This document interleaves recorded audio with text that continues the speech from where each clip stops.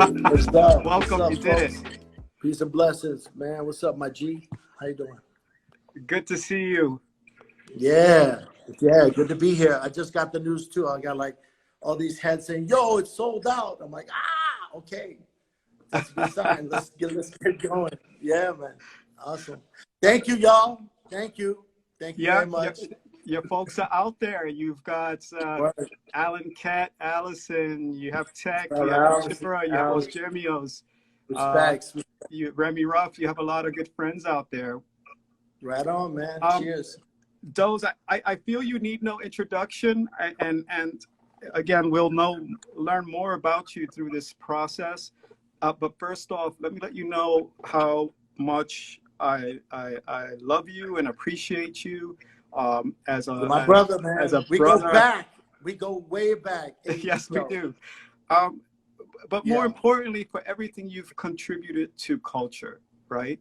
Mhm. Everything you've done from day one as a graffiti artist and a b-boy, a DJ, and everything, and also an ambassador for the culture. Most importantly, since you were very, very young. And that said, I am honored, even though I know you very well, and many of your people out there know you. Thank you for supporting Museum of Graffiti. You know what we stand for and why. We stand firm on our tenets in supporting and advocating for artists and legends like yourself, the pioneers. Absolutely. So what I'm going to do is start the presentation, and what we'll just go through some of this stuff, and of course, you know, the opening images of a Muggsy, because you're that guy. But more importantly, the origins of this young man that you once were, that was exploring drawing and cartooning and graffiti. And so I want to know a bit about that.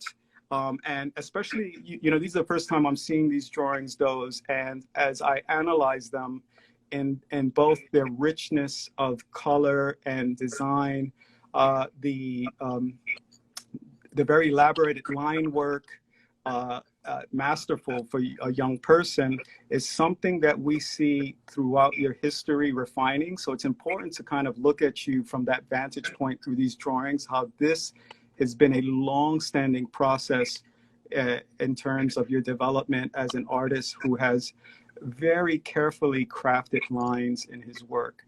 Let's start with the graffiti culture and what was influencing you early on.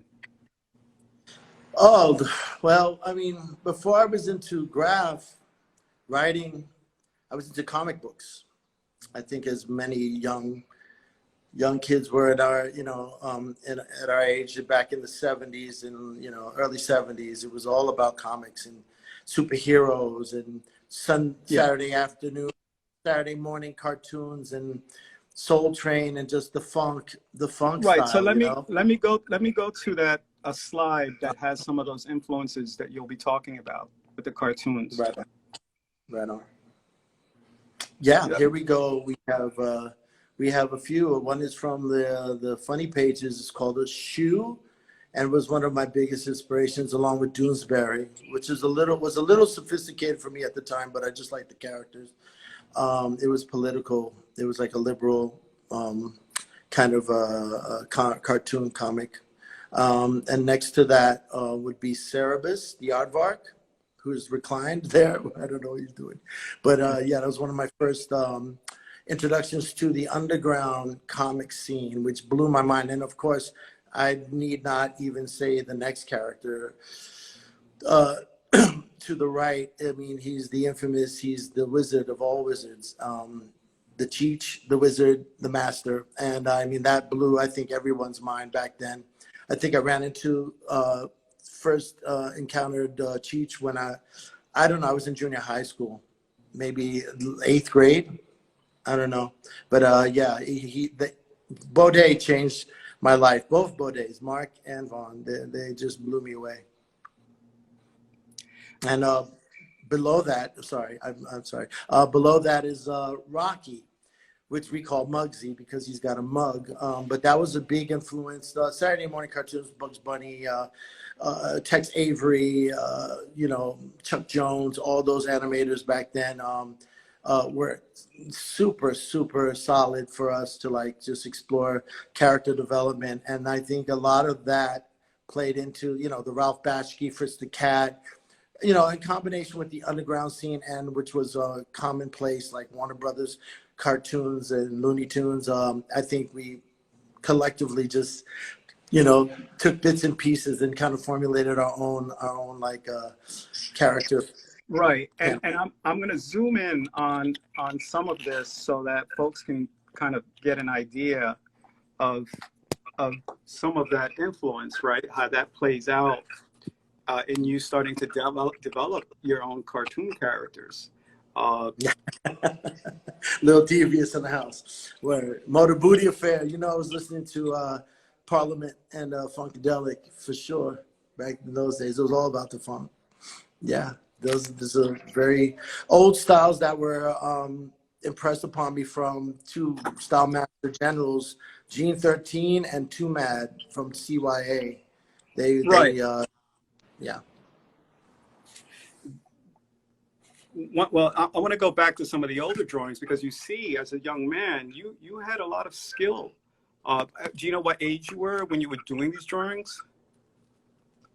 I must have been about 12, 13, about that age, maybe 14, pre high school. I think it was the year I met you, man, on the train, the last car. Yeah. And here you have the cop saying, "Have you been riding on the trains again?" Again, so you're treating these black books as if you're illustrating a comic book, right? They all have narratives. Yeah, they were supposed to be parts of like a comic I was going to call Yard Tales. I was going to title it Yard Tales, and they were supposed to be street stories and stories from within the layups and the yards of New York City. Never got around to it, but you know. Right, but here we start seeing, really, again, something, the development of characters that, again, this again, like you said, this was coming on the heels of these illustrators that you were just mentioning, but you are also looking for something that was more relatable to you and the culture, the hip hop culture you were growing up in, right? And absolutely. Yeah, and one of the things that we could see in that instance is, of course, there's the graffiti, but also the style, right? The way of dressing, like this character has a mock neck and he's wearing goggles or Porsche style lenses. Yeah, that was futuristic back then, I guess. But yeah, that was the style, you know, the big bells, you know, the AJ Lesters, the overlaps, you know, remember, it was all about being different. And I mean, we wanted to rock the most freshest gear with like the British Walkers, and everybody had customized, tailored polyester big bells. And we were just searching for our own little place. And as a Latino, I mean, most of the characters that we grew up with, we saw Cliff and, you know, FaZe and all these other cats, the brothers that were painting, you know, the brothers, you know, with fros and pick and, you know, profiling and stuff. Well, we wanted to portray ourselves, you know, and in a more Latino way, but, you know, with the funk, and we did.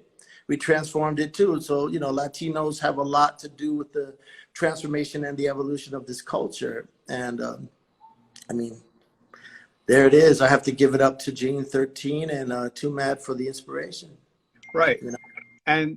And so these characters would eventually evolve into something really quite seminal and important, right? And you mentioned Muggsy. The Muggsy character is so distinct in your story and in the story of graffiti and hip hop. It was influenced by the legendary Prince Ken Swift from Rocksteady Crew. My brother. Tell me about the origins of the Muggsy.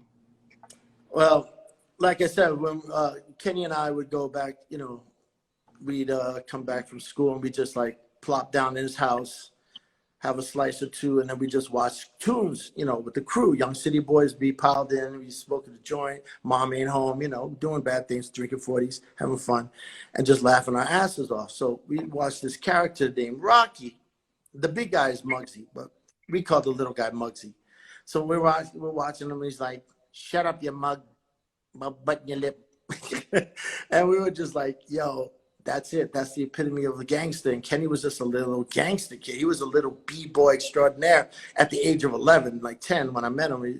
I met him like 10, and he was born b-boy. I mean, like the kid could flow. Like he had footwork, he had styles. And I mean, we used to b-boy in our high heels disco shoes, you know what I'm saying?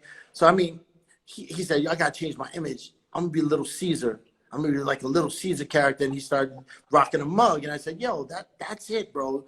And then he said, you know, we watch Bruce Lee movies and we see him when he breaks somebody's neck. He's like, you know, he makes that mug. So I mean, there was a lot of influences from that. And when Kenny would dance, he would go into that persona, that personified gangster b-boy, little knuckleneck, you know, like, yo, little just gully kid, you know, just crazy, you know. And so that was it. That encapsulated what to us looked like a little mug, a little gangster to get on, you know, to represent us as young city boys, because we were young city boys with nothing to do, just paint and, you know, do the do. Yeah, so, you know. Yeah, So, it's funny when we were younger, and again, everything you mentioning just kind of floods back in my mind about how influential movies and cartoons were to us, but also adapting that persona, right? yeah. And translating that was one of the things you did really, really well. And you could see in this drawing, you know, like that, particularly that attitude, that persona, really like well refined at this point with the b-boy character. How do you feel about the global adaptation of this innovation, of this character, people who have made it their own? I'm honored, man. I'm amazed wherever I go in the world. I see the mug, and I mean, in Milan or in England. The first place they translated it for me when I was seeing it being painted was in London with Mode and Bando and those guys. They actually had a crew called the Devious Ones, and they were starting to paint the mug, and it just spread then into France. I guess Bando was in France, and Ski and J1 and all those cats. They started doing the traditional kind of profiling mug in the beginning. Then it kind of morphed into their own kind of styles, into their own kind of interpretation of that essential character. I mean, I think the Hey You the Rocksteady Crew album was the catalyst for that, that inspiration, the change in the character. Yes. Flows around the world, you know, doing the caricatures of the crew members. But Kenny stood out, you know. Right, and people actually, you know, you can name so many b-boys then and now who have adopted that persona, right? And that step into the cipher with that, because it's not just a persona, it's an attitude, right? It's a projected attitude, and facial expression that tells you, okay, I'm coming in at it, you know, at this in a certain way.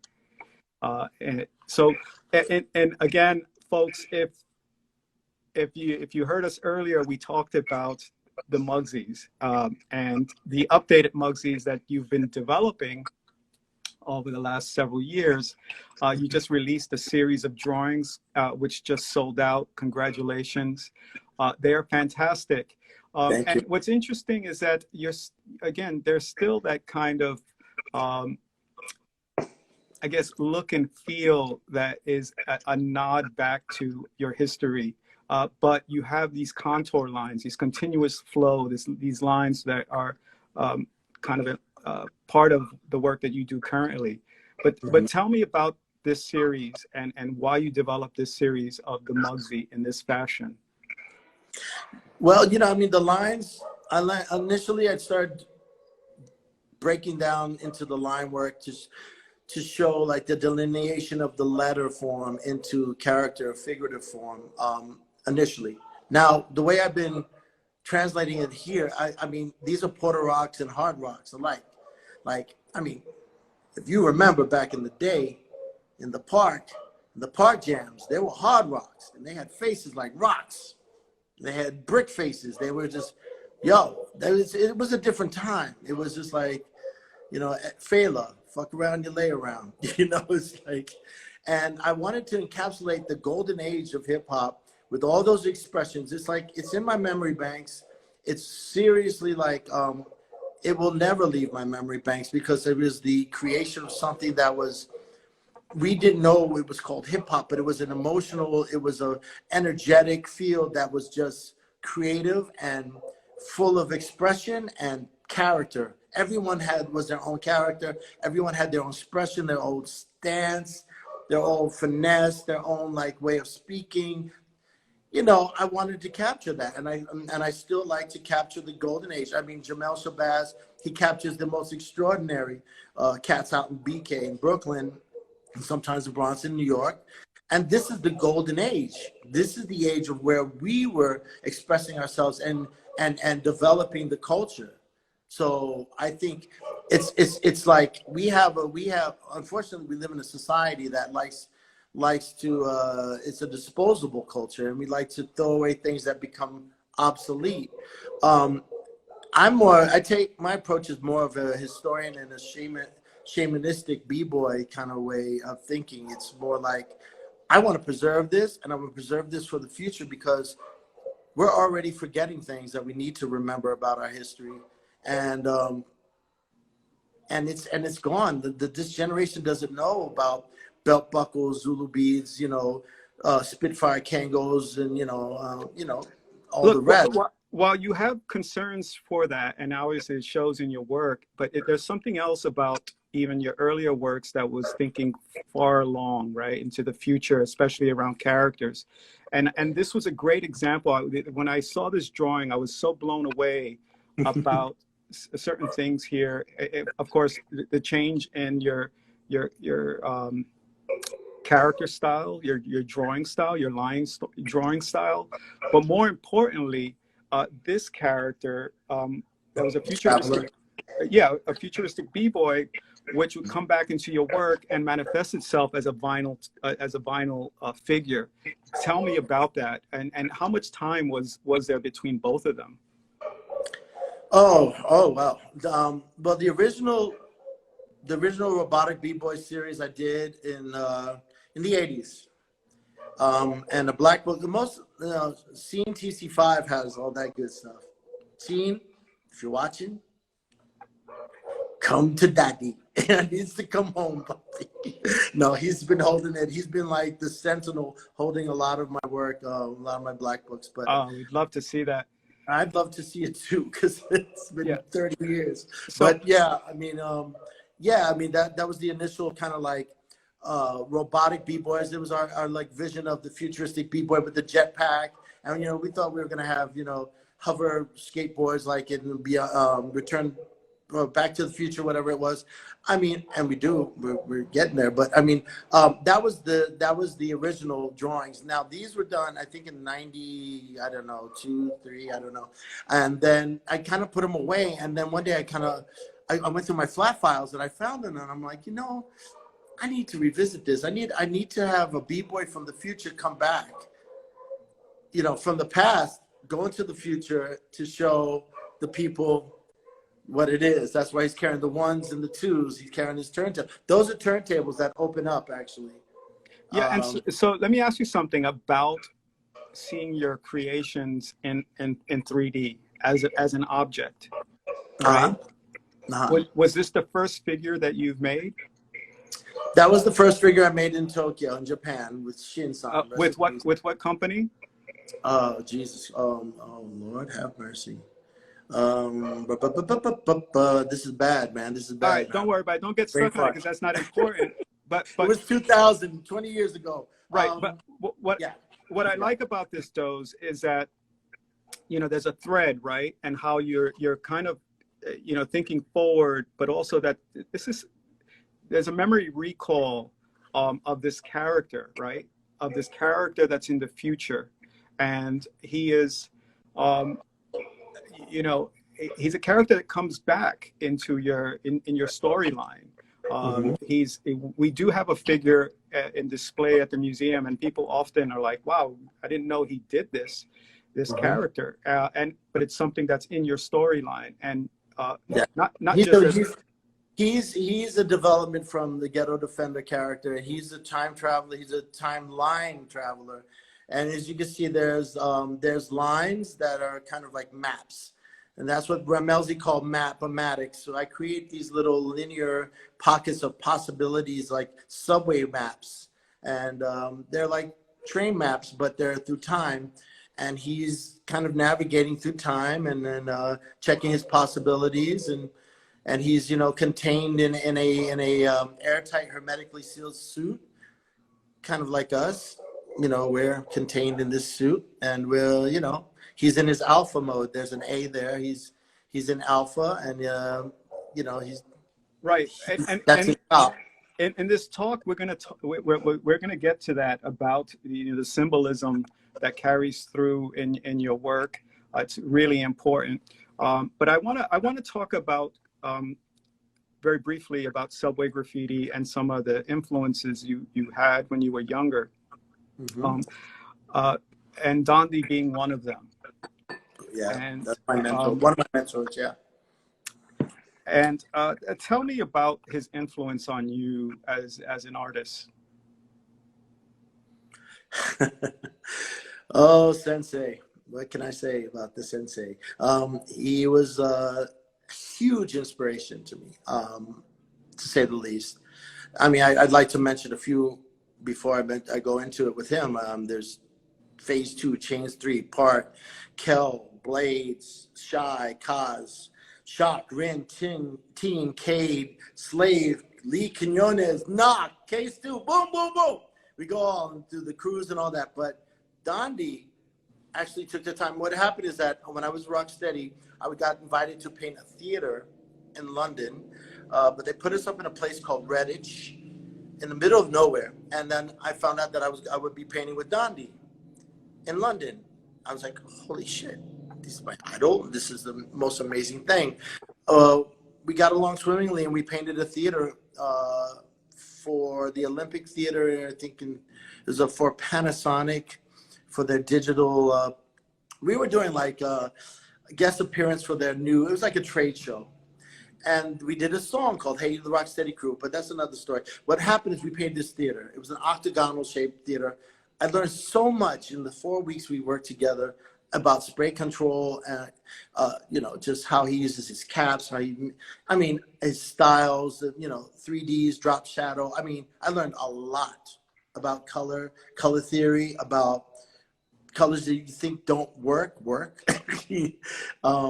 He was a big brother to me, you know, and so when we got back to New York, we hung out pretty much every day with the cat, and I was like his gopher boy, like when he was hanging with George Condo, or we were going to artist studios. They were in the Soho and the Lower East Side, 51X, Fun Gallery days, back Fat Fat Freddy. I mean, John was there. We used to hang out with Herring. We used to hang out with everybody.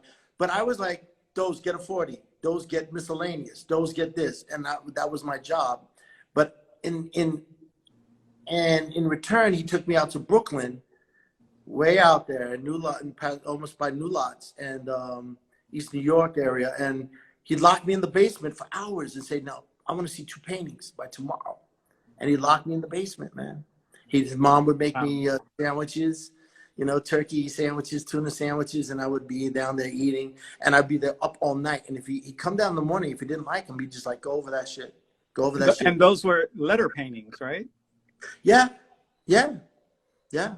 He was like, you know, he would just like practice your letters, do a character with your D, you know, and then he taught me how the letter works. He taught me about the logic of the letter. And, you know, a lot of cats do letters with pumps coming out the middle of the letter, and the serifs don't make sense. And he's like, serifs have direction, flow, letters have flow, they have direction, pump, lock, fall over, arrow, pump back into the next letter, and follow through. It's like a rhythmic, it's like a dance, the letter dance. I was just going to relate that back to b-boying, and we've often talked about the connection between lettering and dancing, and also the rhythm of music, how much they worked perfectly together for us in our creative endeavors. Another artist, style master that was really important to you was Knock. Oh yeah. Uh, God. The God, for sure. For sure, man. He was an amazing, amazing human being. And his characters, and I mean, he impressed us all with that Knock, with the character coming out, spraying. right, right. Yo, he killed it. He killed everything he touched, man. Back in the day, I mean, he's still amazing. Yeah, I mean, he was a big influence on me as well, and all of us. And when you painted trains, this period, with seeing, this is the art and design period, and Yeah. the TC5 period when you were part of that crew, and IBM, another crew that you were a part of. It's interesting because here in these pieces, I can clearly see the influence of Don on your work. Oh yeah, absolutely. Yeah, and also your brother Kel. You know, I'm not gonna front. They were both super. Gave me a lot of inspiration as well. Much. Let me ask you something, because I mentioned art and design, and for those that are not familiar with the story, art and design is a high school in New York where since the 70s, a lot of the great legends attended this school. And when we were there, countless names, bro. Yes. You know Yeah, that yeah. I know, man. It goes back. And when we went there, when I met you there, Scene and Pink were there, Ernie was there. It was a really memorable time for us, where we were free to be artists. We were free to be expressive and individualistic, and those were wild times. You can be out all night painting, come back to school and brag. Oh yeah. I mean, we used to cut out. Remember, we used to cut out the lunchroom window. Yeah. Go to a layup. If whatever was laid up, like on 57th or even Fifth Avenue, whatever, in between, quick on the R. Just go to Queens quick and bounce back. Or, we'd bounce back by 7th period, Wow. We were crazy. Another important part of your story, I want to go back to a little bit, is Rocksteady Crew and Rocksteady Park. And one of the things I will share with everyone Legs. I see you. About this is that I had kind of dual citizenship between Upper West Side and the South Bronx. So I really got to see hip hop develop, in the Bronx. And then when I was up, I thought I was too cool for school when I was uptown. But then all of a sudden, I start meeting you, Kenny, Legs, Kippy D, Ty Fly, who lived in my building. And there's this crew that all of a sudden called the Rocksteady Crew. And I'm like, yeah, what's up? And you guys were B-boys. And I'm like, yeah, I've been seeing that shit all day uptown. Yeah. But you guys were also writers, right? And all of us, everyone, even Legs. Legs was a writer too. Yes, he's going to be joining us, and it's going to be great because we're going to be connecting, right? There's when you talk about what people don't know, this gives us an opportunity to connect these stories, right? And in fact, how interdisciplinary we were, right? So this piece you did at Rocksteady Crew Park, and you were a b-boy, and you had a certain persona, right? You were were sort of very comical, infamously in Style Wars. I was the payaso. I was the crowd pleaser, along with Frosty. I think Frosty and I we used to do routines that were comical. They were funny. I mean, at first Kenny and I were partners, but Kenny he just evolved so quickly, and him and Legs just linked together. It was a good fit. It worked. And then I was also partners with Kippy D, rest in peace, Rashawn Popping in the crew. We do routines like that. But for the most part, I was a crowd pleaser. I would get the crowd amped and sometimes get us in trouble. in battles because I had this persona that was in your face, you know. But that was that. I think every crew had to have that full spectrum of characters, you know, because it wasn't a crew unless you had your clown. You wasn't a crew unless you had your power move guy or your list like battle axe and, you know, your Webo or your Popper or your Boogie, or, you know, we had it all. We had everything. Yes, I was talking to Legs about this, and I was saying, like, you know, how unique Rocksteady was in that, you know, you had the Rocksteady Rollers, you know, roller skating crew. You know, Bill Blass was part of that, but also you had some of the top writing crews like CIA and Rockstars. All down. All down. We were all part Vamp of this, Squad. the Vamp Squad as well, for sure, 100%. No doubt. So it was this amazing crew. I mean, again, you guys were the center of focus, particularly around the jams and all that, but then you had this other offspring. This picture that we're looking at of the whole crew is at Danceteria, the infamous Danceteria. No. That's Roxy's, bro. That's Roxy. I mean, Roxy, right. Forgive me. Yes. Yes, that's right. Roxy. You see the backdrop? Yeah. Futura, and I see Futura, Fab Five Freddy tagging on here. And of course, we see a young Mr. Wiggles and Fable, Take One, and Frosty Freeze. And so, you know, when we think about these days, no one knew what was to come, right? You had no idea what was to come right after this, the popularity of this culture.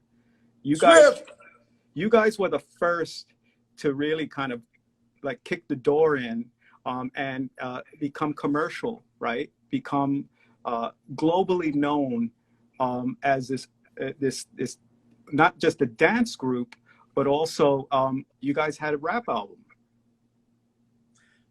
If you want to call it that. Look, there are a lot of bad rap man. albums. You know, that's when things get a little blurry with us. Like, we went into it starry-eyed, bright, bushy-tailed, man. But honestly, when you start seeing the workings of the industry, you know, I mean, none of us like that music. I'll call it music, but we had a whole different idea of the way we wanted to portray ourselves. You know, it's like, you guys, here's the thing that was very. You know how it works. I know how it works, man. We wanted to be hard b-boys, like MC. You know, like Crash Crew. We wanted to be out there, Furious 5 and Cold Crush. You know, we wanted to get together and do routines and stuff, you know, and they were like, no, do this. This is has more appeal, more universal appeal. We were like, yeah, for 5-year-olds. And we're like, okay, it's all right. It served its purpose. Right. It did. You know, for whatever it's worth, it was worth doing it. I mean, we went around the world. We had 5 tours in Germany, France, and all over Europe, Australia. We went all over the world. You know, you performed for the King of England. I mean, the Queen of England. Mm-hmm. We did, and lots of other people up there in the higher echelons. Mm-hmm. Yeah. So you have this illustrious history that I think we're surveying, because it's important, because all of this, you know, again, I want to underscore the kind of influence, global impact and influence you had as a young man and artistically, right? You know, with the b-boying, with the b-boy Muggsy, and you know, of course, this is also a part of it, whether you like it or not. The album was so impactful globally, specifically in Europe. I know a lot of Europeans that say, yo, when that album came, they were kids. So that age bracket you talk about, there were a lot of kids that grew up on you. That's what I'm saying. There were young cats that were just starting to pick up a can and pull out a piece of cardboard, and yeah, we saw it happen, man. Covent Gardens? I don't know. Somewhere in London. It was crazy. It was just like kids, man.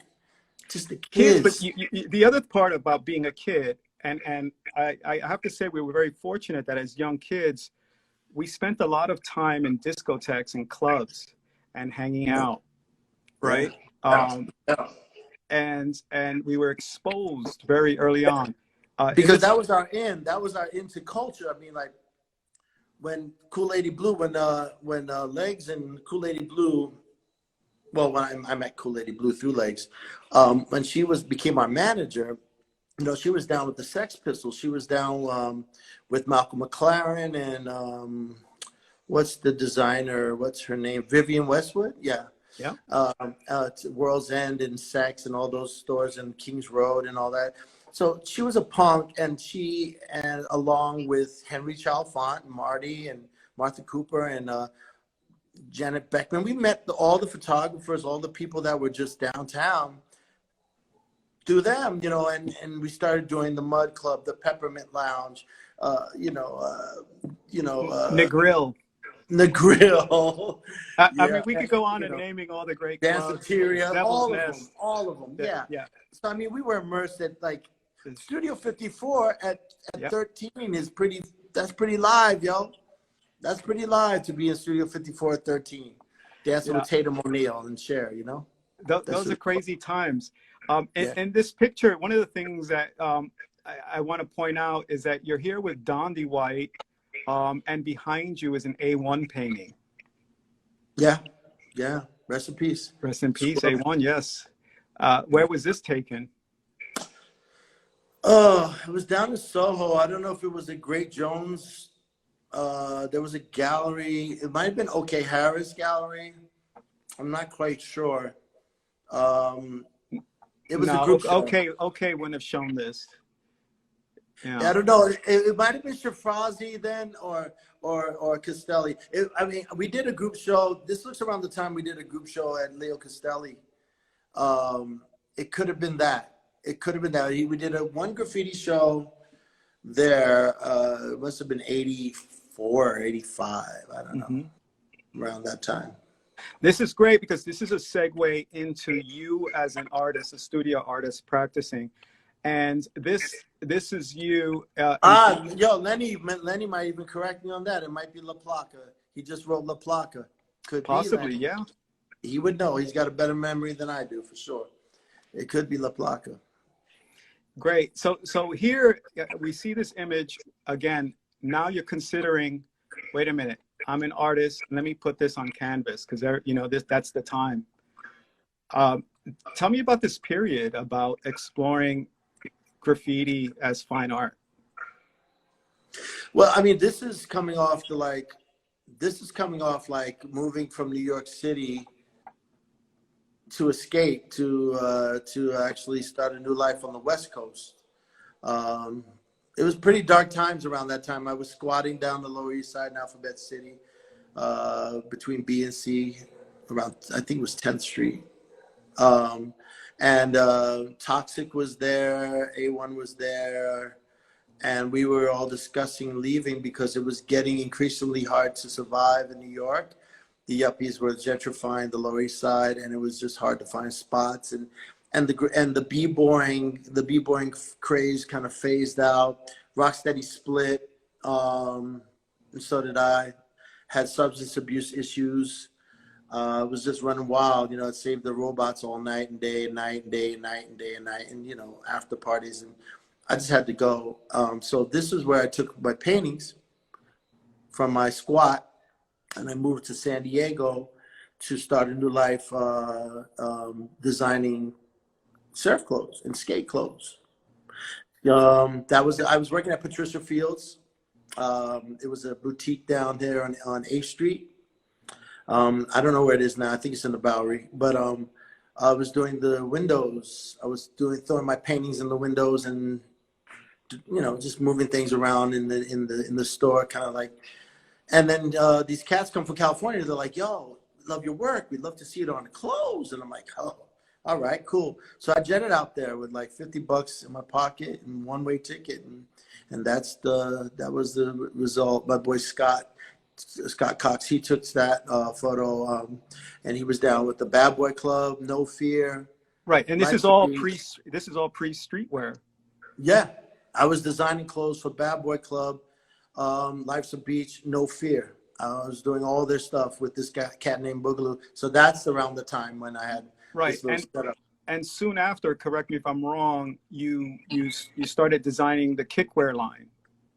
That's late. That's a lot That's much later. later? Yeah, I Okay. was doing all kinds of different skateboard deck designs for different companies, and then urban streetwear like Jive, and then I did the kickwear thing, and that was when the rave scene, the whole urban kind of sportswear, urban wear came into play around that time. Yeah, and I was living in LA at that point. So we are at the 7:53 mark, folks, and what we're going to do, because Instagram will cut us off, we're going to reboot, so please don't go anywhere. I'm going to save the video, and so we can continue with DOZE, because we are just scratching the surface with El Maestro, and he's going to get juiced up. Yeah. And this is going to be perfect, because we're going to segue into the work, some of the most powerful and defining work shortly after this period. So, folks, stay logged on. We'll be right back. Wayne, what up?